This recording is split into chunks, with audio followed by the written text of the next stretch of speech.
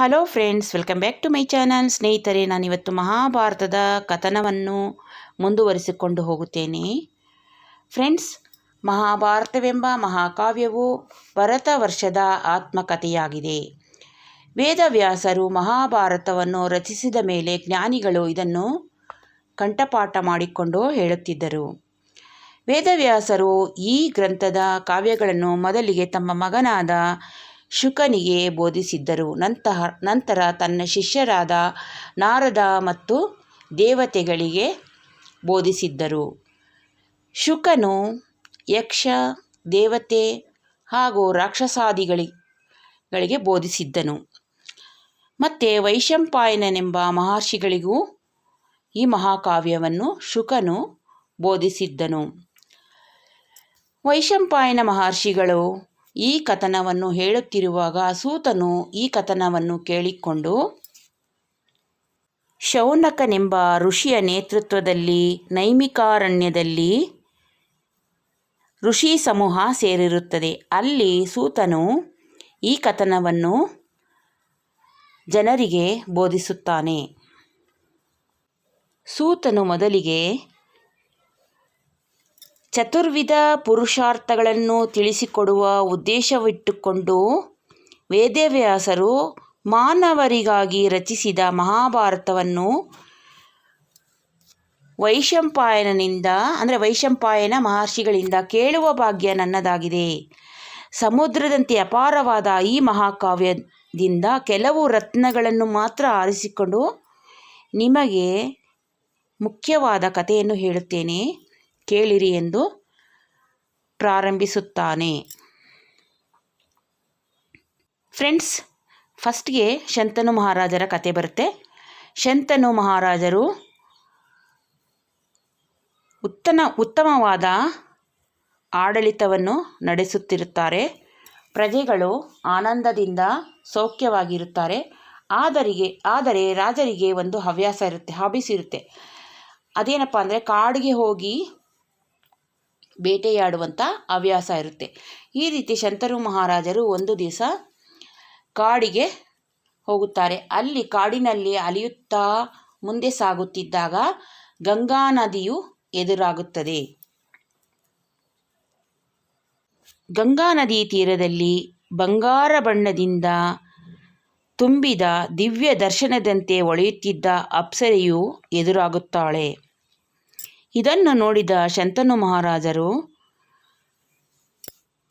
ಗರಬಡಿದವರಂತೆ ನಿಂತಲ್ಲಿಯೇ ನಿಂತುಬಿಡುತ್ತಾರೆ. ಇದು ಆ ಅಪ್ಸರೆಗೆ ಗೊತ್ತಾಗುತ್ತದೆ. ಅವಳು ತಲೆ ಎತ್ತಿ ನೋಡಿದಾಗ ಶಂತನು ಮಹಾರಾಜರನ್ನು ಕಂಡು ಇವರು ಯಾವ ದೇಶದ ರಾಜರಿರಬಹುದು ಎಂದು ಊಹಿಸುತ್ತಾಳೆ.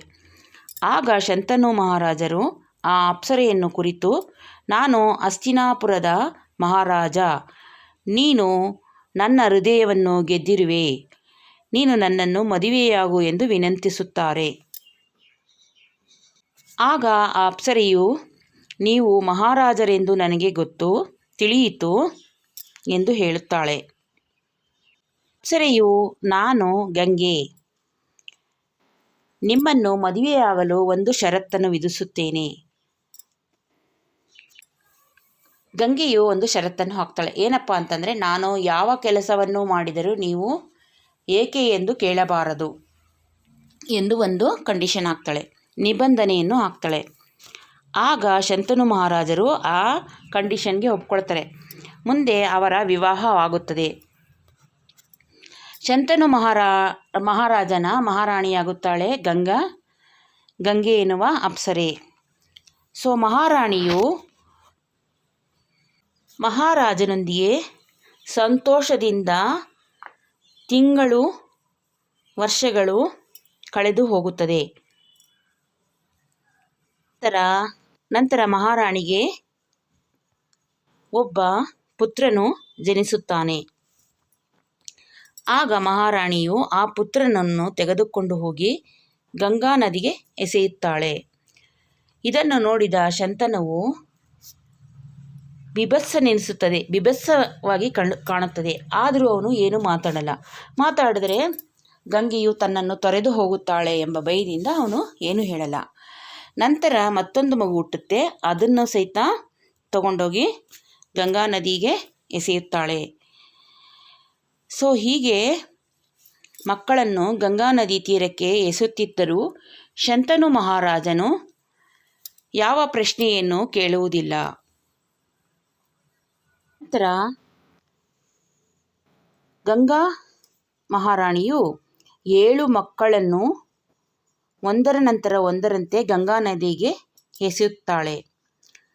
8ನೆಯ ಮಗುವನ್ನು ಹುಟ್ಟಿದಾಗ ಗಂಗೆಯು ಆ ಮಗುವನ್ನು ತೆಗೆದುಕೊಂಡು ಗಂಗಾ ನದಿ ತೀರಕ್ಕೆ ಹೋಗುತ್ತಿರಬೇಕಾದರೆ ಶಂತನುವಿಗೆ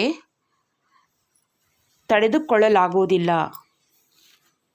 ಮಹಾರಾಣಿಯು ಆ ಮಗುವನ್ನು ತೆಗೆದುಕೊಂಡು ಗಂಗಾ ನದಿ ತೀರಕ್ಕೆ ಹೋಗುತ್ತಿದ್ದಾಗ ಶಂತನುವಿಗೆ ದುಃಖ, ರೋಷ ತುಂಬಿ ಬಂದು ಅವಳ ಹಿಂದೆ ಅವನು ಓಡಿ ಹೋಗಿ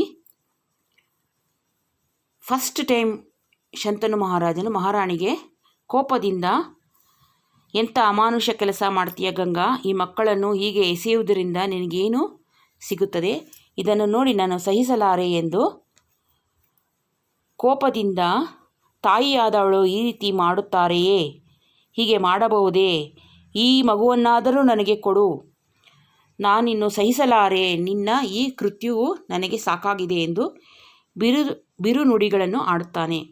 ಆಗ ಗಂಗೆಯು ನಸುನಗುತ್ತಾಳೆ. ಅವಳಿಗೆ ದುಃಖವೂ ಆಗುತ್ತದೆ ಮತ್ತು ವಿಚಿತ್ರವಾದ ನಗೆಯನ್ನು ಬೀರುತ್ತಾಳೆ. ಅವಳು ಮೃದುವಾಗಿ ರಾಜನಿಗೆ ಹೇಳ್ತಾಳೆ, ದೊರೆಯೇ, ನಾನಿನ್ನು ನಿನ್ನನ್ನು ಬಿಟ್ಟು ಹೋಗಬೇಕಾದ ಕಾಲ ಬಂದಿದೆ. ನೀನು ಕೊಟ್ಟ ಮಾತಿಗೆ ತಪ್ಪಿರುವೆ. ಈ ನಮ್ಮ ಮಗು ಬದುಕುತ್ತಾನೆ, 8ನೆಯ ಮಗು ಬದುಕುತ್ತೆ ಅಂತ ಹೇಳ್ತಾಳೆ. ನಾನು ಅವನಿಗೆ ದೇವವ್ರತನೆಂಬ ಹೆಸರನ್ನು ಇಡುತ್ತೇನೆ. ಕಾಲ ಬಂದಾಗ ಈ ಮಗುವನ್ನು ನಿನಗೆ ಒಪ್ಪಿಸುತ್ತೇನೆ. ಗಾಂಗೇಯನೆಂಬ ಇವನು ಪ್ರಸಿದ್ಧನಾಗುತ್ತಾನೆ ಎಂದು ಗಂಗೆಯು ಶಂತನು ಮಹಾರಾಜನಿಗೆ ಹೇಳುತ್ತಾಳೆ. ರಾಜನು ದುಃಖಿತನಾಗಿ ಗಂಗೆಯು ನನ್ನನ್ನು ಬಿಟ್ಟು ಹೋಗುತ್ತಾಳೆ ಎಂದು ಮೌನವಾಗುತ್ತಾನೆ.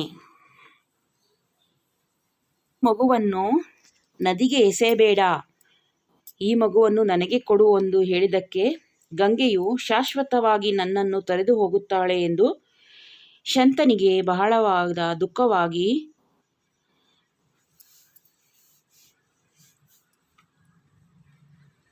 ನಿನ್ನನ್ನು ಬಿಟ್ಟು ನಾನು ಜೀವಿಸಲಾರೆ ಎಂಬುದು ನಿನಗೆ ಗೊತ್ತಿಲ್ಲವೇ, ನನ್ನನ್ನು ಬಿಟ್ಟು ಹೋಗಬೇಡ ಎಂದು ಪರಿತಪಿಸುತ್ತಾನೆ. ಆಗ ಗಂಗೆಯು ಸತ್ಯವನ್ನು ಹೇಳುತ್ತಾಳೆ. ನಾನು ಸ್ವರ್ಗಲೋಕದವಳು. ಒಂದು ಶಾಪದಿಂದ ಈ ಭೂಮಿಯ ಮೇಲೆ ಮಾನವರಂತೆ ಜೀವಿಸಬೇಕಾಯಿತು. ಇಂದಿನ ಜನ್ಮದಲ್ಲಿ ನೀನು ಅಂದರೆ ಶಂತನು ಮಹಾರಾಜರು ಮಹಾಭಿಷಕ್ ಎಂಬ ಮಹಾರಾಜನಾಗಿದ್ದೆ. ಒಂದು ಸಲ ನೀನು ಇಂದ್ರನ ಆಸ್ಥಾನಕ್ಕೆ ಬಂದಾಗ ನನ್ನನ್ನು ಆಸೆಯ ಕಣ್ಣುಗಳಿಂದ ನೋಡಿದೆ. ನನಗೂ ನಿನ್ನ ಮೇಲೆ ಮನಸ್ಸಾಯಿತು. ದೇವತೆಗಳಿಗೆ ಇದು ಸಹಿಸಲಾಗಲಿಲ್ಲ, ಇಷ್ಟವಾಗಲಿಲ್ಲ. ಈ ಮಹಾಭಿಷಕ್ ರಾಜ ಪ್ರದೀಪನ ಮಗ ಶಂತನುನಾಗಿ ಹುಟ್ಟಿದ್ದಾನೆ. ನೀನು ಅವನು ಹೆಂಡತಿಯಾಗುವೆ ಎಂದು ಹೇಳಿ, ಅಂದರೆ ಮಹಾಭಿಷಕ್ ರಾಜನ ಮಗ ಪ್ರದೀಪನ ಮಗ ಶಂತನು ಆಗಿ ನೀನು ಹುಟ್ಟುವೆ. ಆಗ ನೀನು ಅವನ ಹೆಂಡತಿಯಾಗಿ